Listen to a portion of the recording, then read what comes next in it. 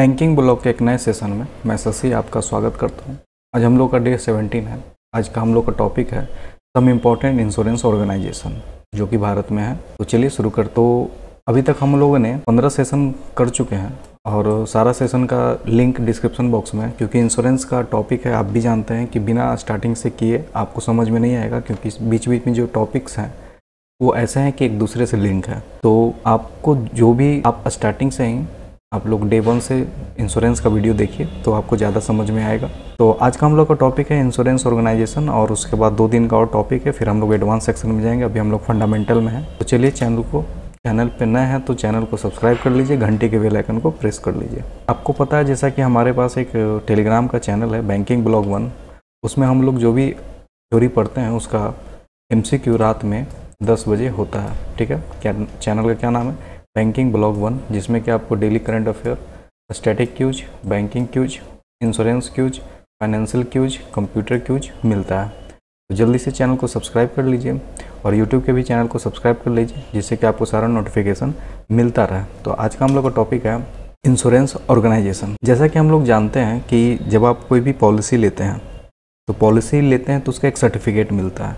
तो सर्टिफिकेट तो मिलता है, साथ साथ उसका जो डेटा होता है उसको चढ़ाया जाता है ऑनलाइन। जो ऑनलाइन डेटा होता है उस डेटा को देख रेख कौन करता है? तो उसी का नाम है इंश्योरेंस रिपोजिटरी। ठीक है, ये क्या करता है? ये कंपनी है registered under the company act 1956, और ये ग्रांट करता है सर्टिफिकेट ऑफ रजिस्ट्रेशन बाय किसके द्वारा? एडा के द्वारा। फॉर मेंटेनिंग, ये मेंटेन करता है क्या? Data of insurance policy. Insurance policy का जो डेटा है उसको ये मेंटेन करता है। किस फॉर्म में? इलेक्ट्रॉनिक फॉर्म में। On behalf of the ensure is called insurance repository.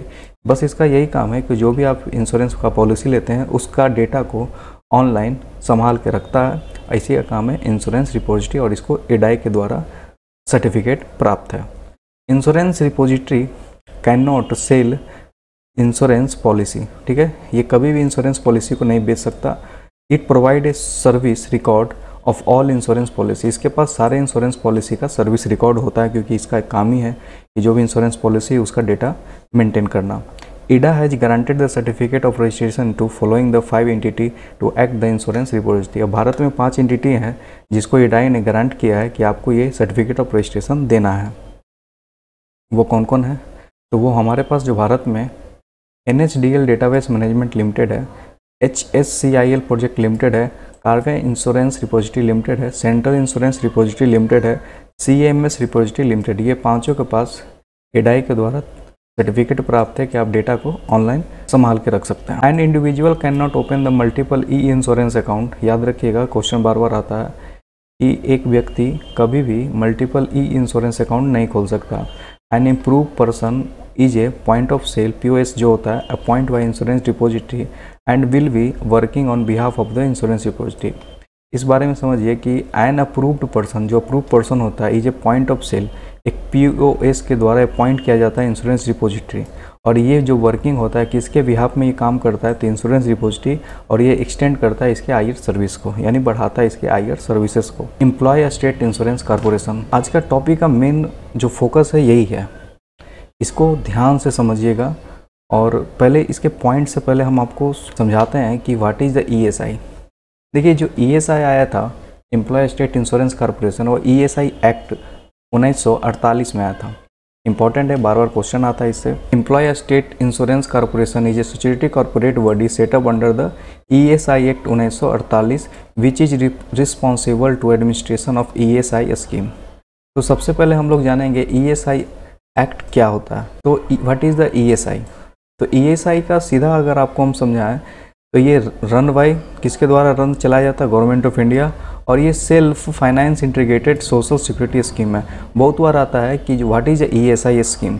तो ESI scheme social security scheme है, और ये कवर क्या करता है? सबसे बड़ा चीज़ है कि भारत में इंश्योरेंस, हेल्थ इंश्योरेंस होने के बावजूद भी ESI इतना बड़ा परिवार कैसा हो गया? आपको पता है कि इसमें टोटल 2 करोड़ प्लस एम्प्लॉय हैं और 7.5 प्लस फैमिली मेम्बर है। यानी जो अगर एम्प्लॉय को तो ये प्रोवाइड करता है सुरक्षा, लेकिन उसके जो भी डिपेंडेबल फैमिली है उसको भी सुरक्षा प्रदान करता है। तो आखिर क्यों मेडिकल अगर आप, ये बहुत अच्छा क्वेश्चन है कि अगर आपसे पूछा जाए कि हेल्थ इंश्योरेंस से बेटर क्यों है ईएसआई, तो देखिए ईएसआई क्या कवर करता है। ईएसआई जो कवर करता है वो sickness, maternity, death, disablement, employment या अनएम्प्लॉयमेंट जिसको कहते हैं हम लोग। और ईएसआई का जो टोटल ऑल ओवर इंडिया में 150 प्लस हॉस्पिटल्स हैं, 15,000 प्लस डिस्पेंसरीज हैं। एक बड़ा मॉडल है भारत में, और ये एक इंश्योरेंस स्कीम है और किसको बेनिफिट करता है, एम्प्लॉय को, ठीक है। और क्वेश्चन बार बार आता है किस एम्प्लॉय को, तो जिसका भी सैलरी 21,000 से कम है, ठीक है, उस एम्प्लॉय को ये प्रोवाइड करेगा ईएसआई। याद यहाँ पे लिखा हुआ है प्रिस्क्राइब वेज लिमिट, जो भी उसका मेहताना है, is an employ by the central government, 21,000 होना चाहिए, उससे ज़्यादा नहीं, वही ईएसआई स्कीम ले सकता है, ठीक है। और इसमें एक दो पॉइंट इंपॉर्टेंट है, वो भी देखेंगे हम लोग। इसका बेनिफिट्स क्या है, तो ये बेनिफिट्स है एम्प्लॉय और एम्प्लॉयर्स दोनों के लिए। अब इसमें कौन कौन सा आता है, सिकनेस आता है, मैटरनिटी आता है, एम्प्लॉयमेंट आता है, डेथ आता है, डिसेबलमेंट आता है, ठीक है। इसमें फ्री ट्रीटमेंट होता है, कैश इंसेंटिव भी मिलता है, पार्शियल बेज भी मिलता है। वर्क के दौरान अगर आपका एक्सीडेंट होता है तो उसमें भी आपको कवरेज मिलता है। इस कारण से कोई भी जो एम्प्लॉय होता है वो फोकस करता है कंपनी के काम पे, ठीक है। So they can focus on work, वो इस पर चर्चा नहीं करता है कि इसके दौरान अगर हम मर गए तो क्या होगा, क्योंकि उसको कवरेज मिला हुआ है। क्लियर है।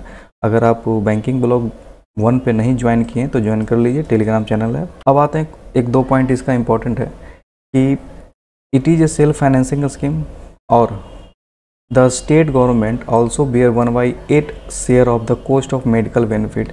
जो भी मेडिकल बेनिफिट मिलता है ईएसआई स्कीम में, उसमें 1/8 जो भी टोटल कॉस्ट होता है उसका 1/8 स्टेट गवर्नमेंट उसका बियर करता है। ये बहुत बड़ा इंपॉर्टेंट है। तो आपको 3 पॉइंट जानना है। ईएसआई एक्ट 1948 में आया था, उसका जो भी लिमिट है 21,000 से अधिक नहीं होना चाहिए। 1/8 शेयर जो है वो स्टेट गवर्नमेंट उसको कवर करता है। और इसमें एक चीज़ और याद रखिएगा कि इसमें जो सिकनेस, मैटरनिटी, डेथ, डिसेबलमेंट और अनएम्प्लॉयमेंट ये सब कवर होते हैं इसमें। अब ईसीजीसी पे वीडियो बना हुआ है, लेकिन शॉर्ट में हम बता देते हैं। ईसीजीसी होता है export credit guarantee corporation of India.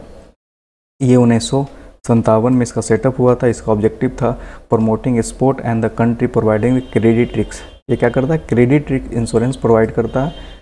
It function under the Ministry of Commerce Industry. It is the export promotion organization seeking to improve the competitive the Indian exporters.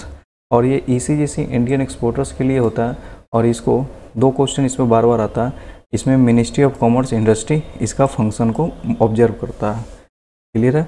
और इस पर वीडियो बना हुआ है, आपको डिस्क्रिप्शन में इसका डिटेल वीडियो बना हुआ है, लिंक दिया हुआ है। Deposit insurance and credit guarantee corporation DICGC। कभी आपने सोचा है आपका पैसा बैंक में है, बैंक से कोई आपका पैसा चोरी कर ले तो उसका हर्जाना कौन भरता है? तो होता क्या है कि ये बैंक है, बैंक में आपने पैसा रखा हुआ है, बैंक में चोरी होता है तो बैंक का भी इंश्योरेंस होता है। जिस तरह आदमी का इंश्योरेंस होता है, प्रॉपर्टी का इंश्योरेंस होता है, उसी तरह बैंक का भी इंश्योरेंस होता है, बैंक का ब्रांच का इंश्योरेंस होता है। और वो बैंक का इंश्योरेंस, बैंक का ब्रांच का इंश्योरेंस कौन करता है? Deposit insurance and credit guarantee corporation DICGC। Clear है।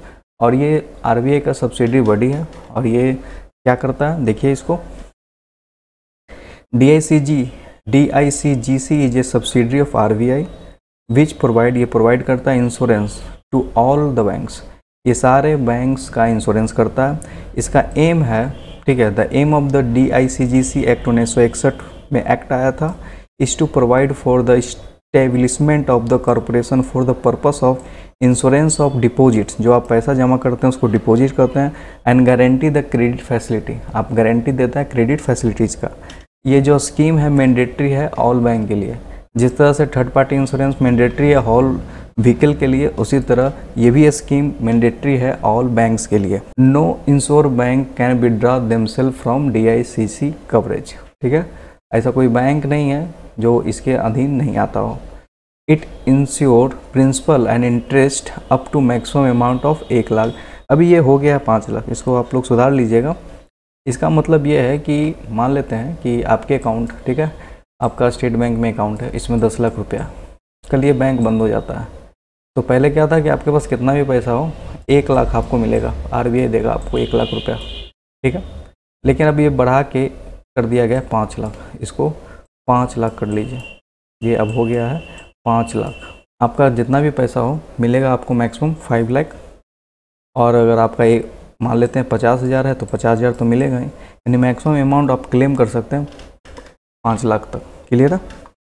और इसमें कुछ नहीं है, बस जान लीजिए बैंकों का इंश्योरेंस होता है DICGC में, वो भी आपका पैसा वो उसमें जमा है, तो अगर कुछ बैंक के साथ हादसा होता है तो आपको DICGC उस पैसा के बिहाफ में आपको कवरेज देता है, आपका जो पैसा जमा है, इसलिए बैंकों का इंश्योरेंस होता है।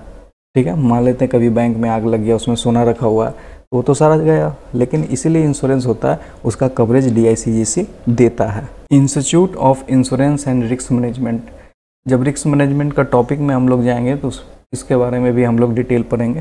फिलहाल अभी देखते हैं IIRM is only dedicated institution of education in insurance and actual science in the world. Actual science बताए थे, जो आदमी डेटा में एक्सपर्ट होता है वो एक्चुअल साइंस ही पढ़ के आता है, और उसको इंश्योरेंस कंपनी उसको अपने पास रखती है रिस्क को कैलकुलेट करने के लिए।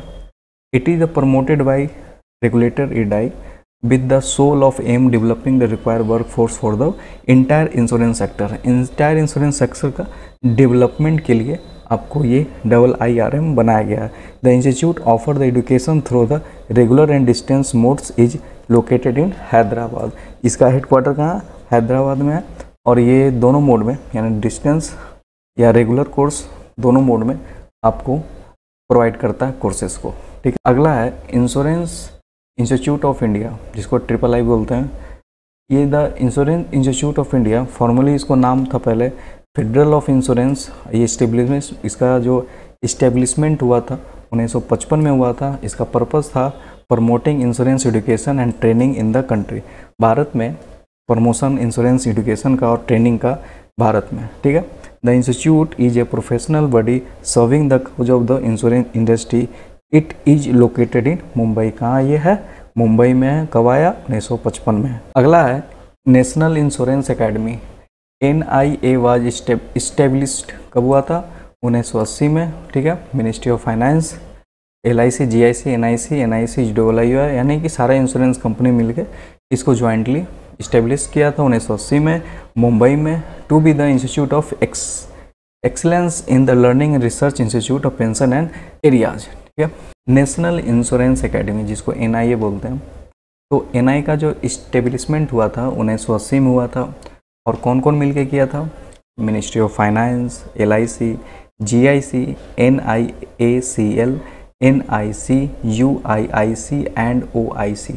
LIC भारतीय जीवन बीमा निगम, GIC general insurance corporation, NIC आप लोग जानते हैं NIC, UIIC एंड OIC। ठीक है, ये सब मिलके 1980 में इसका गठन किया था मुंबई में।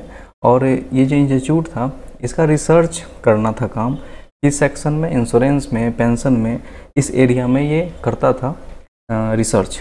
इस the academy was shifted Poona, इसको बाद में मुंबई से पूना शिफ्ट किया था 1990 में with the state of the art facility, state of the art facility के तहत फॉर लर्निंग एंड रिसर्च के लिए। ठीक है, पहले ये मुंबई में था, 1990 में ये आपका पूना शिफ्ट हो गया।